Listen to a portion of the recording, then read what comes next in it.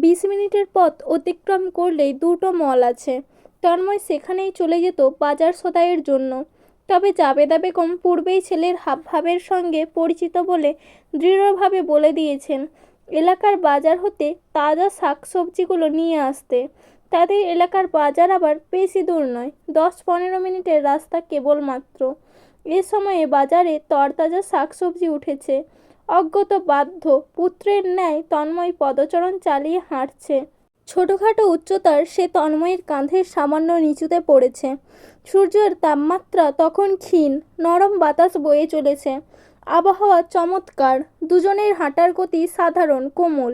নিপুণভাবে হেঁটে যাবার তালের এক ফাঁকে অরুকে খেয়াল রাখছে তন্ময়। সুকৌশলে অরুকে সুরক্ষিত পাশটায় হাঁটতে দিয়ে সে হয়েছে দৃঢ় দেওয়াল। চলার পথে সুপরিচিত অনেকের সঙ্গে দেখা হচ্ছে। তন্ময় ভদ্রতার খাতিরে থেমে থেকে দু বাক্যের আলাপ জুড়ছে। অরু চুপচাপ পাশেই দাঁড়িয়ে থাকছে সে সময়টুকু। তন্ময় বাদে ওর আর কোনো প্রকার কোনো কিছুতেই মাথা ব্যথা নেই। মেয়েটার এহেন উদাসীনতা উপলব্ধি করে সে অগোচরে ঈষৎ হাসল।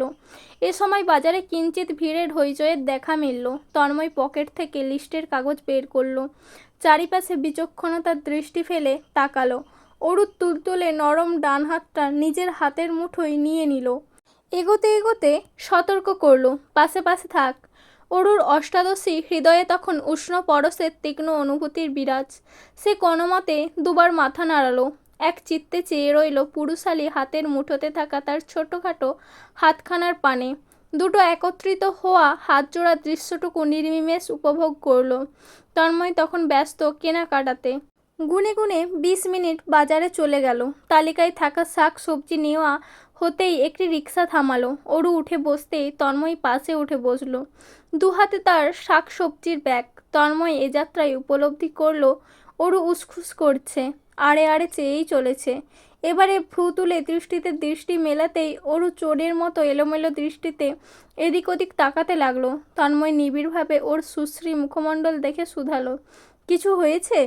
ওর অকপটে জবাবে মাথা নাড়ল, যার অর্থ বোঝালো কিছুই হয়নি। মুখে সে কুলুপ এঁটে থাকলো। তন্ময় জিজ্ঞাসু দৃষ্টিতে তখনও চেয়ে, যেন দৃষ্টিতেই বলছে, দ্রুত বল, কি হয়েছে? অরু আর চোখে চেয়ে এ যাত্রায় মুখ খুলল, কিছু হয়নি, আমি শুধু দেখছিলাম। তন্ময় নির্বিকার হাবভাবে বলল, আমাকে নাকি? অরু বিরক্ত গলায় জানালো, আশপাশটা দেখছিলাম। তন্ময়ের কণ্ঠ জুড়ে নির্লিপ্তের ছাপ। ওহ আচ্ছা, কেমন লাগলো আশপাশটা? সুদর্শন তো? অরুর মেজাজ বুঝি খারাপ হলো। কণ্ঠস্বরে একরোখা তেজি ভাব দু ধাপে উচ্চমাত্রায় পৌঁছালো। আশপাশ সুদর্শন হয় কিভাবে ভাইয়া? সুদর্শন পুরুষদের সৌন্দর্য বর্ণনাতে ব্যবহার করা হয়। আমি তো আমার আশেপাশে কোনো সুদর্শন পুরুষ দেখতে পারছি না। তন্ময় ভ্রু নাচিয়ে প্রশ্ন করে বসলো, ইউ শিওর? অরু অন্য পাশে ফিরে তাকিয়েছে ইতোমধ্যে। ওর কালো ঘন চুলগুলো ঝুঁটিতে বাঁধা। ওড়নার একাংশ তার কোলে পড়ে। অরুর মুখশ্রীর এক পাশটা তন্ময় দিব্যি উপভোগ করল। লালাভ গাল দুটো জাহির করছে অরু লজ্জিত। ওর লাজুক হাবভাব লুকানোর বৃথা প্রচেষ্টা সে দারুণভাবে তৃপ্তি সহকারে ভক্ষণ করল। এবারে রিক্সাটা এসে থামলো শাহজাহান বাড়ির সামনে। অরু তৎপরে নেমে এলো, আগে ভাগে ভেতরে চলে গেল। দারোয়ান চাচা ছুটে এলেন, বাজারের ব্যাগগুলো দু হাতে তুলে নিলেন।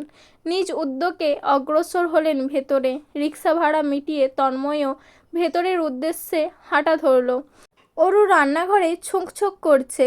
গরুর মাংস রান্না করতে চাওয়ার ভূতটুকু এখনো মস্তিষ্ক হতে বিতাড়িত হয়নি। সুমিতা বেগম গলা তুলে বললেন, গরুর মাংসগুলো কেন নষ্ট করতে চাচ্ছিস? হ্যাঁ, আজ মেহমান আসবে, আবল তাবল কাজকর্ম অন্য একদিন করিস। অরুর ভোঁতা মুখটুকু দেখে তন্ময়ের হৃদয় নরম হলো, মায়া লাগলো। একটু না হয় কষ্ট করে খেয়ে নেবে। 10 মিনিটের কষ্ট প্রেয়সীর সম্মুখে নিছক বটে। তন্ময় লিভিং রুমের সোফায় বসতে নিয়েই উচ্চকণ্ঠে বলল, ইচ্ছে যেহেতু হয়েছে ওকে রাঁধতে দিন চাচি। সুমিতা বেগম অসহায় অনুভব করেন। তোদের আস্কারাতেই এই মেয়ে এমন বাঁদর হয়েছে। জাবেদা বেগম হেসে বলেন, থাম তো, আমাদের মেয়ে রান্না আমরাই খাবো, মেহমানদের জন্য তো রান্না হচ্ছে। এই অরু, আয় বড় মায়ের কাছে, আমি পাশ থেকে এক টুকরো বলে কয়ে দেব। ঠিক আছে? মুরগি যেভাবে চাল খায় অরু সেভাবেই লাগাতার মাথা দোলালো। ত্বরান্বিত পায়ে এগিয়ে গেল জাবেদা বেগমের পাশে। মন প্রাণ লাগিয়ে নিপুণভাবে শিখতে লাগলো গরুর মাংস রান্না। অদূর হতে এই দৃশ্য দেখে তন্ময় ভাবল, খাবারের টেস্ট ভালো না হলেও তার হৃদয় নিশ্চিত আজ প্রশান্তিতে পরিপূর্ণ হবে। দ্বীপ প্রাহরিক নামাজের আগে পর্যন্ত রান্নাঘর জুড়ে রান্নাবান্না চলল। তন্ময় নিজ কক্ষে ফিরে এসেছে। ওয়ার্কআউট করে গোসল নিয়ে ফেলেছে। ফিনান্সিয়াল মিসম্যানেজমেন্টের বইটা নিয়ে বারান্দায় বসেছে। মনোযোগ সহ সে বইটা পড়ছে। এর মধ্যে তাকে বিরক্ত করতে 2-3 বার দীপ্ত এসেছে। ল্যাপটপ নেবার অজুহাত ধরে সাবিহাও মিনিট খানেক পূর্বে এলো। তৃতীয় জন অর্থাৎ রুবি এলো এখন। তন্ময় ত্বরিত বইটা বন্ধ করলো। গুরু গম্ভীর মুখে গম্ভীর কণ্ঠে ধমকের সুরে শুধালো, কি চাই? রুবি চমকালো, বুঝলো দুজনের দুষ্টুমির অপরাধ তার কাঁধে পড়েছে। অতএব তোতলানো সুরে জানালো, কিছু না ভাইয়া, বলেই সে এক দৌড়ে পালালো। তন্ময় দীর্ঘশ্বাস ফেলে উঠে দাঁড়ালো। বাসায় সবগুলো বাঁদর হয়েছে। এখন আর শান্তিমগ্নতায় বই পড়া সম্ভব নয়। বইটা সেলফে রেখে পিছু ফিরতেই অরুর আদুরে মুখশ্রীর দর্শন হলো। তন্ময় ভ্রু তুলে বলল, আপনার কি প্রয়োজন? অরু মুহূর্তে মুখ ভেঙালো, হনহনিয়ে বেরিয়ে গেল। চলে যাওয়ার জন্য এসেছিল বুঝি? কপালে 2 আঙুল ঘষে তন্ময় দীর্ঘশ্বাস ফেলল। দেয়াল ঘড়িতে নজর পড়তেই দেখল 2টো বাজলো বলে। সেলফোন হাতে তুলে দেখল মিসড কল এসে আছে। কল ব্যাক করে কথা বলছিল। ও সময় দীপ্ত দুয়ার হতেই চেঁচিয়ে ডাকলো, ভাইয়া মেহমান এসেছে, বড়মা ডাকছে। ডেকেই উধাও সে। তন্ময়ের হাতে কেলানি খাওয়ার বিন্দুমাত্র ইচ্ছে তার নেই। কথা শেষ করে তন্ময় কক্ষ ছেড়ে বেরোলো। লিভিং রুম হতে ভেসে আসছে আলাপের উচ্চধ্বনি। সিঁড়ি বেয়ে নামতে লিভিং রুমে বসা রাহনুমা বেগম এবং রেবেকার সম্মুখে পড়তে হলো। ভদ্রতাসূচক অনুভূতির প্রকাশ ঘটাতে সালাম জানালো। রাহনুমা বেগম হেসে দুলে তন্ময়ের সম্বন্ধিত আলাপ শুরু করলেন। রেবেকা উঠে এসে হেসে প্রশ্ন করল, কেমন আছেন? তন্ময় সাবলীলভাবে বলল, ভালো, আপনি? রেবেকা হাস্যোজ্জ্বল মুখে জানালো, আলহামদুলিল্লাহ। আজ অফিস যাননি? তন্ময় নিজ মনে দীর্ঘশ্বাস ফেলে নিজ মনে বিড়বিড়িয়ে উঠল, প্রেয়সীর মনোমালিন্যতা ভাঙাতে চুমু খেয়েছি। সেই চুমু খেয়ে আমি ক্লান্ত, তাই আর অফিস যায়নি। মনে অশ্লীল চিন্তাভাবনা জাহির করলেও মুখে সে জেন্টালম্যান। একদিন ব্রেক নিলাম। অরুর ছায়াও এতক্ষণ আশেপাশে ছিল না। তবে এ যাত্রায় কোথা হতে যেন উদয় হলো। জাসুসের ন্যায় নাক মুখ কুঁচকে সামনে এসে দাঁড়িয়েছে। সরু চোখে বারংবার রেবেকার মুখপানে চাইছে। জাবেদা বেগম হেসে আহ্লাদিত ভঙ্গিতে মেহমানদের ডাইনিংয়ে আসতে বললেন। ইতোমধ্যে মুফতি বেগম, সুমিতা বেগম খাবার দাবার পরিবেশনের কাজে লিপ্ত হয়েছেন। তন্ময় এক পাশে বসল, তার বাম পাশে এসে বসল দীপ্ত। ডান পাশে আশ্চর্যজনকভাবে রেবেকা বসেছে। এতে তন্ময় নির্বিকার এবং উদাসীন। বিষয়টা সে খেয়াল করেনি। সে তখনও অদূরে দাঁড়ানো অরুকে দেখছে। চোখ মুখ ওর থমথমে। কাঠকোট্টা দৃষ্টি একবার তার পানে ফেলল। হঠাৎ কি হলো মেয়েটার? রেগে আছে কেন? ওর হাতের রান্না করা গরুর মাংসের তরকারি চাচ্ছে না বলে কি? তন্ময় দেখল তার থেকে বেশ দূরত্ব বজায় রেখে বসেছে। প্লেট উল্টিয়ে তৈরি খাওয়া দাওয়ার জন্য। সে তো উল্টো আশাতে বসে ওরও উদ্বিগ্নতার সহিত তরকারি হাতে তার সামনে হাজির হবে। ক্রমান্বয়ে তাকে খেতে বলবে। সাবিহা গরম গরম ভাত নিয়ে বলল, আমার পাখিটার তরকারি কোথায়? সুমিতা বেগম হেসে বলেন, ওর তরকারি খাওয়ার মতো হবে নাকি? সাবিহা দৃঢ়ভাবে বলল, কেন হবে না? আনো তাড়াতাড়ি। দীপ্ত রুবিও সুরে সুর মেলালো। অজ্ঞত সুমিতা বেগম অরুর তরকারিটা পরিবেশন করলেন। তন্ময় আগ বাড়িয়ে আলগোছে নিজের পাতে বেশ খানিক তরকারি তুলে নিল। তার পাশে বসা রেবেকা হেসে শুধালো, অরু বুঝি এই প্রথম রেঁধেছে? তাহলে তো আমারও খেয়ে দেখা দরকার। অরু ফিনফিনে পাতলা গলায় বলল, আপনার মুখের টেস্ট নষ্ট হয়ে যাবে আপু। তন্ময় বিনা সংকোচে তরকারিতে ভাত মাখিয়ে মুখে তুলল। সঙ্গে সঙ্গে অবাকের চূড়ান্তে চলে গেল। চোখ বড় বড় করে তাকালো অরুর পানে। অরু এবারে আগ্রহী চোখে চেয়ে সাবিহা 2 লোকমা খেয়ে চাচালো, এই তরকারি আমাদের অরু রেঁধেছে? আমার তো বিশ্বাস হচ্ছে না, এত সুস্বাদু হয়েছে। দীপ্ত আর রুবিও আশ্চর্যের সপ্তমে। অরুর রান্নার হাত যে এত দারুণ হবে কে জানতো। জাবেদা বেগম হেসে আদুরে ভঙ্গিতে অরুর মাথায় হাত বুলিয়ে বলেন, গরুর মাংস প্রথম রান্না করলেও মেয়েটা শিখছে মাস খানেক যাবত।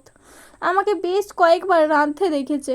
কুট কুট করে এক একটি স্টেপ লিখে নিয়েছে। রান্না সুস্বাদু না হয়ে যাবে কোথায়? তন্ময় তড়িৎ লোকমার পর লোকমা তুলে খাচ্ছে। সাবিহা ত্বরান্বিত খেতে থাকা বড় ভাইয়ের পানে চেয়ে দুষ্টুমি সুরে বলল, ভাইয়ার ফেভারিট তরকারি গরুর মাংস। ভাইয়া কেমন লাগলো? তন্ময় খেতে খেতেই জানালো, মজা হয়েছে। রুবি দুষ্টুমিতে আরেক ধাপ এগিয়ে, ব্যাস এতটুকুই? অরুর এত স্নেহের সঙ্গে রান্না করা তরকারির প্রশংসা এক শব্দে হতে পারে না, আরও কিছু শব্দ মিলিয়ে বলো। তন্ময় ভ্রু তুলে চাইতেই চুপসে গেল রুবি। খাওয়াতে ভীষণভাবে মনোযোগী হয়ে উঠল। ওকে চুপ করিয়ে তন্ময় তাকালো অরুর পানে। এবারে অরু মুখ বাঁকালো। আশ্চর্য, এই মেয়েটার হলো কি? পর মুহূর্তেই শুনল পাশে বসা রেবেকা তাকে ডাকছে। হেসে এটা সেটা নিয়ে কথাবার্তা বলার প্রচেষ্টায় তন্ময় আর চোখে পাশে বসা রেবেকার দিকে তাকাতেই চক্ষু কপালে। তৎপর অরুর বিষাদময় মুখ চেয়ে মস্তিষ্ক সচল হলো। এই রেবেকা পাশে বসেছে বলে কি ও মুখ ফুলিয়ে আছে? মেয়ে মানুষের মন বোঝা বড় কঠিন ব্যাপার স্যাপার। তন্ময় চটপট চেটেপুটে খেয়ে প্লেট ফকফকে পরিষ্কার করে ফেলল। তক্ষুনি উঠে পড়ল চেয়ার হতে, যেমন এই চেয়ারে কাঁটা বেছানো। সিঙ্কে হাত ধুয়ে আর সেখানে দাঁড়ালো না, উপরে চলে এলো। অপেক্ষা করতে থাকলো অরুর আসবার। তবে ঘন্টার পর ঘন্টা গেল, অরু আর আসলো না। উড়ুতে থাকা ল্যাপটপ সরিয়ে বিরক্ত ভঙ্গিতে দাঁড়িয়ে পড়ল তন্ময়। দরজা খুলতেই দেখলো অরু দাঁড়িয়ে। কতক্ষণ ধরে দাঁড়িয়ে কে জানে। তন্ময় দীর্ঘশ্বাস ফেলল, বলল, আসছিস না কেন? ভেতরে আয়। অরু ছোট ছোট পদচারণে ভেতরে এলো। পিট পিট চোখে এদিক ওদিক চাইছে। অধৈর্য তন্ময়ে শেষমেশ শুধালো, তোর হাতের রান্না কেমন লাগলো জানতে চাইবি না? অরু বিড়বিড়িয়ে বলল, বলেন। তন্ময় ঈষৎ অদেখা হাসে, কণ্ঠ খাদে নামিয়ে বলে, ভীষণ সুস্বাদু। আমাকে মাঝে মধ্যে রান্না করে খাওয়াতে হবে, খাওয়াবি তো? ছোট এই কমপ্লিমেন্টে অরুর থমথমে মুখমণ্ডলে রশ্মি ছড়ালো। লাজুক ভঙ্গিতে হেসে মাথা দোলালো। ছোট করে বলল,